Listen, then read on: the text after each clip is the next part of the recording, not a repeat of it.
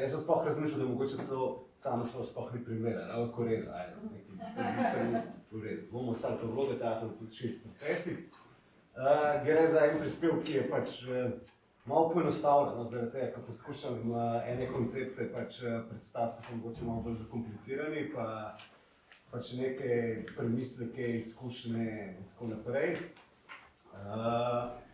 Drugače mogoče par besed o meni, za tiste, ki se ne poznamo, jaz recimo tega, da sem tam od 2000 naprej nek spremljevalc različnih gibanj, recimo antiglobalistično, študentsko, ekološko, delavsko, kvir in tako naprej. Kar se tiče pa gledališča, pa sem malo aktiven v impro gledališču, bil. Delal sem te neke renegade kabareje v Mezi pri Koritu, v avtonomnem kulturnem centru Metelkovo mesto. Dejansko sem bil v Kodljudu kar nekaj časa, ker smo se ukvarjali predvsem z intervencijami v javnem prostoru. V zadnjem času pa se ukvarjam bolj z lutkami v skupini Tolpa Lutkavica. Tako, da se malo ve moje ozadje. Sicer baza teh nekih današnjih tez izvira iz anarhističnih in antiautoritarnih idej, ki predstavljajo en možni zorni kot, iz katerega se da interpretirati vlogo teatra v družbi. Prvo bom poskusil umestiti vlogo teatra v družbi in v političnih procesih nasploh, potem pa po drugi strani pa bom poskusil to tudi te teze aktualizirati na recimo situacijo danes, recimo temu tako. Tako da namen prispevka ni nekaj delati zaključkov pa pametovati, jaz to nisem neki velik blazen strokovnjak, ampak je bolj prispevati k razvoju idej ali pa nadaljnjih razmislekov. Tako da, kot rečeno, z namenom interpretacije teh nekih tez si bom sposodil nekatere anarhistične ideje, kot je na primer koncept kontramoči. Gre za koncept, ki je zelo podoben marksističnemu temu kontrahegemonskemu procesu ali pa kontrahegemonijo, oni kličejo to.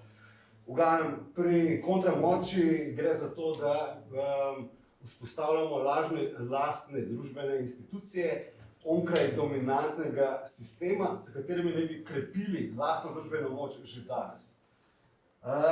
Ko govorimo o teh institucijah, govorimo torej o izobraževalnih, zdravstvenih storitvah, o avtonomnih in družabnih prostorih, o sindikatih, o javnih kuhinjah, kooperativah in vso ostalo infrastrukturo. A mogoče prehitro govorim za tole za prevajanje? Prejšlo.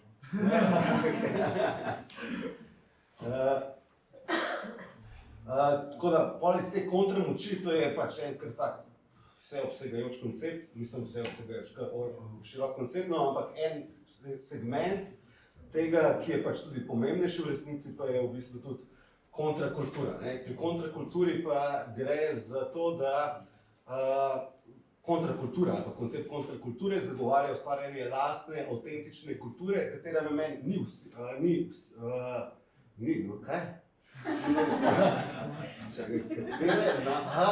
lastne, avtentične kulture, katera nam ni vsiljena od zgoraj navzdol in odraža vrednote, želje in potrebe skupnosti. Sicer je kontrakultura predstavlja velikokrat prezrt temelj zgodovinskih revolucionarnih procesov, ki se ponavadi zgodovino osredotoča na druge zadeve, ampak v bistvu je bilo pa ful pomembno, kako se ljudi družijo, kako se angažirajo in kontrakultura je en pomemben vidik tega. Ampak recimo nekaj bolj sodobnih radikalnih politik, kjer je v bistvu kontrakultura igrala eno od srednjih vlog, pa je na primer anarcho-punk scena in pa gibanje avtonomnih, predvsem v 70. in 80. letih prejšnjega stoletja. Mogoče se vseeno lahko tukaj, prej sem omenil ta kontrakultura, želje, potrebe skupnosti, da se ustavimo še za trenutek pri tej skupnosti. Ko govorim jaz o skupnosti, mislim na neko ustvarjanje nekih bolj dolgoročnih skupin ljudi, ne tako ad hoc ali pa v tem pogledu. Torej, zakaj skupnost in ne posameznik ali družba? To so recimo te neki nivoji, kako lahko gledamo. Tako je, po eni strani, če želimo živeti skupaj, je absolutna svoboda posameznika mogoče malo nerealna, ne? Pač moramo se prilagajati do neke mere drug drugemu, ampak vsiljevati lastne ideje vsem ostalim pa je lahko preveč omejujoče. Tako da za posameznika. Ne? Zato naj bi delovanje skozi skupnosti vzpostavljajo balans med svobodo posameznika in pa družbenimi omejitvami. Je bila neka umestna faza med tema dvema fazama, ali karkoli, posameznik in družba. Ok, tega nam povedal. Ok, bom povedal. In če poskušamo tezo aktualizirati na današnji čas neoliberalizma oziroma modernega totalitarizma, lahko špekuliramo, da skupnosti in kolektivitete predstavljajo dobro alternativo individualiziranemu posameznikom v čedalje bolj avtoritarni družbi. Ja, si sebi tudi.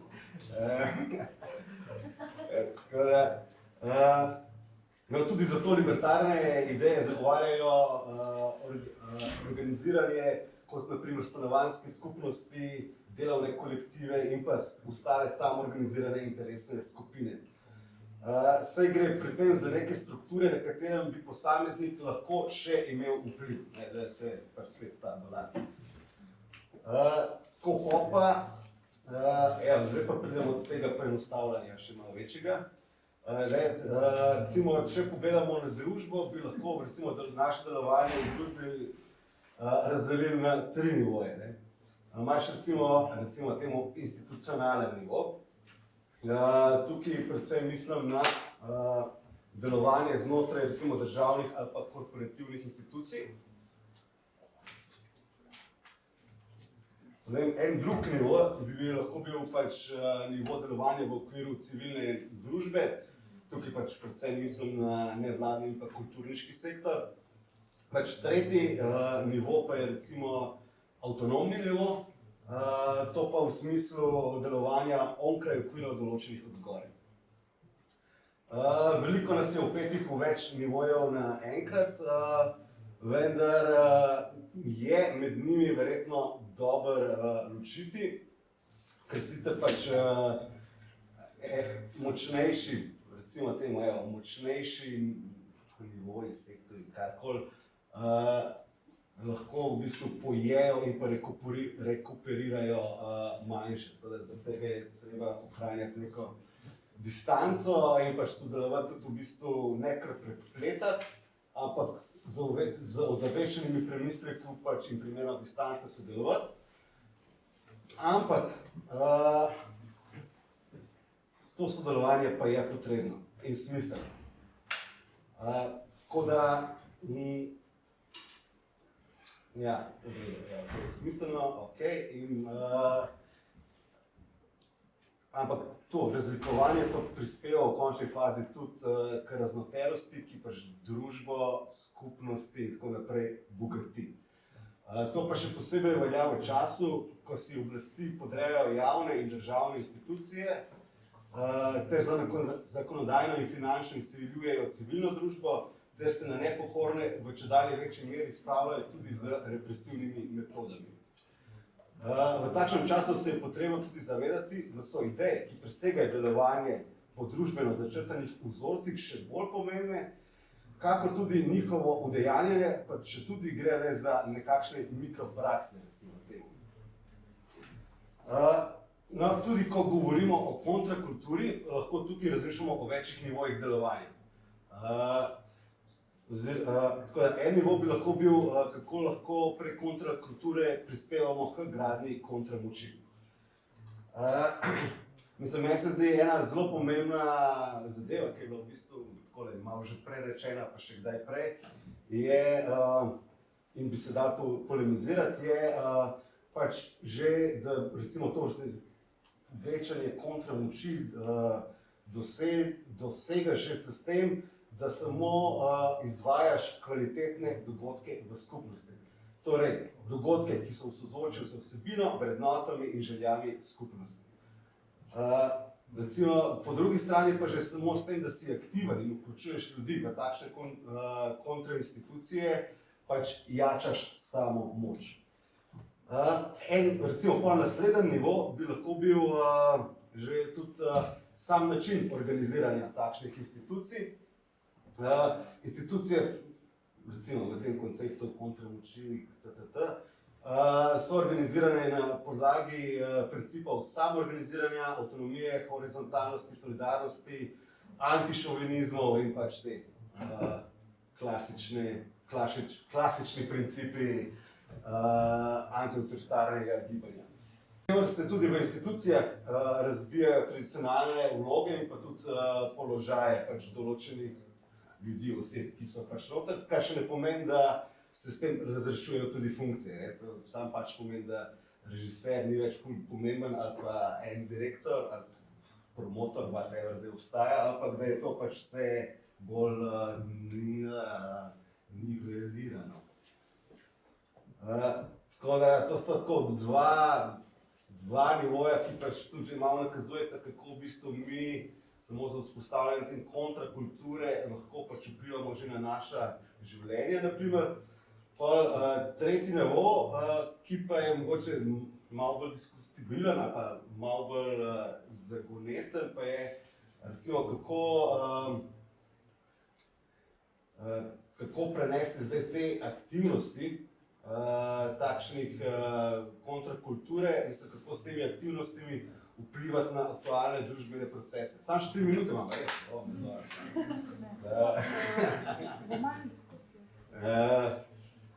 In pač to je tudi mogoče eno ključnih vprašanj za danes, ko govorimo o vlogi teatra v družbenih procesih. Torej, na kakšen način se lahko kolektivi in skupnost okoli njega angažirajo v splošnih družbenih procesih. Imam tukaj pač nekaj par primerov, ki so pač seveda polemični. 2013 so bile v Sloveniji, ne vem, če se spomnite, te vstaje in takrat je tudi Mladinsko gledališče, recimo, da predstavlja to ta institucionalni nivo, lansiralo predstave z radikalno vsebino. In zdaj se tukaj postavlja vprašanje, ali je to bila samo reapropriacija ene aktualne vsebine, ene aktualne teme, s katero so se v bistvu oni okoristili, glede na to, da je bila pač v tistem časovnem obdobju všečna, ali so te vsebine, ki so jih oni tam uprizarjali, tudi dejansko vplivali na to, kako so oni delovali, kako so se organizirali. Še en bolj binaren primer te rekuperacije pa je pač recimo iz korporativnega nivoja delovanja, pa je v tistem času, isto 2013, je Mobitel posnel reklamo, ki je pač prikazovala mlade upornike, ki tekajo po Trgu Republike, kjer so načeloma takrat potekali protesti. Reklamira pa so paket poimenovan Revolucija. To dajem te primere sam, da kažem, kako lahko je ene zadeve pač rekuperirati, če niso dosti močne same po sebi. Tako da iz tega pač izhaja pomembno vprašanje, kako lahko recimo tekom mobilizacije ali tekom našega delovanja širimo, mislim, samo moment,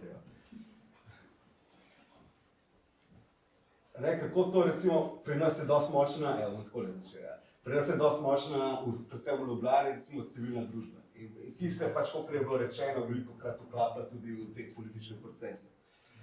In potem je dobro vprašanje, kako se pač, kakšen vpliv ima ta civilna družba na sam potek protestov. Ker če si želimo, recimo, da z vsako mobilizacijo si ti v bistvu želiš širše participacije. Ampak zdaj, če ta civilna družba vzpostavi oder z močnim ozvočenjem in znanimi obrazi ter pač zabavniško vsebino, pač po eni strani odvrne pozornost od recimo simbolov moči, kot je parlament, in zdominira prostor pač s svojim ozvočenjem, s tem pa se v bistvu prostor participacije zapira. Tako, tudi problem estetizacije in kulturalizacije protestov, ki pač skupaj z vso ostalo animacijo, ki jo lahko pač opazujemo, bi pač po nekih ocenah lahko rekli, da vodi do pasifizacije in apolitizacije gibanja, ki pač na proteste v bistvu prihaja le še konzumirati vnaprej pripravljene vsebine. S tem se tudi zapira prostor za drugače misleče, ki bi morda na kakšen drugačen način radi izrazili svoje politično nestrinjanje, ali pa morda takšne ljudi celo želi izključiti. Torej, če izhajamo iz radikalnih politik, recimo, da je do tega, da se izhajamo iz radikalnih politik, je morda zanimivo tudi vprašanje, ki je pač povezano z vsem prej povedanim, kako ljudi spodbuditi, da razmišljajo onkraj postavljenih okvirjev od zgoraj, ne? Kako spodbuditi to, da te ljudje bi začeli pač razmišljati, tako bi se rekel zelo prepostavljeno, s svojo glavo. In pa, ker se pač velikokrat zazdi, da so v bistvu protesti, če tako pogledaš malo odmaknjeno, le forma oziroma performance brez konkretnih vsebin in praks. Mislim, kot Pavlo Freire pravi, okay, praksa je akcija plus teorija. Ne? Kaj stoji zdaj za to prakso, ki je tam izražena? A sploh kaj stoji za to prakso? Tako da, ker če nič od zadnje ne stoji, se izgubi politična moč in potem pač so gibanja toliko lažje rekuperirana, kot sem že prej povedal v parih primerih. Tako da tudi zaradi tega je, pač kot sem že prej omenil, pomembno udejanjiti alternative v naših življenjih, torej tudi če gre za mikroprakse, tudi onkraj mobilizacije in pač preurediti naše avtentične politike za lastnimi vsebinami, kar recimo pri splošnih mobilizacijah to sploh pomeni, da se ljudje lahko nekam priključijo onkraj protestov, da gradijo skupaj, da se lahko pogovarjajo, gradijo lastne misli, tudi ne samo, da se srečajo na ulici, ampak da ostanejo in skupaj zgradijo tudi kasneje. No, ampak potem sem pa itak več že govoril takrat, ko sem govoril o konkretizaciji koncepta kontrakulture. To je iz moje strani to. Tako da, hvala.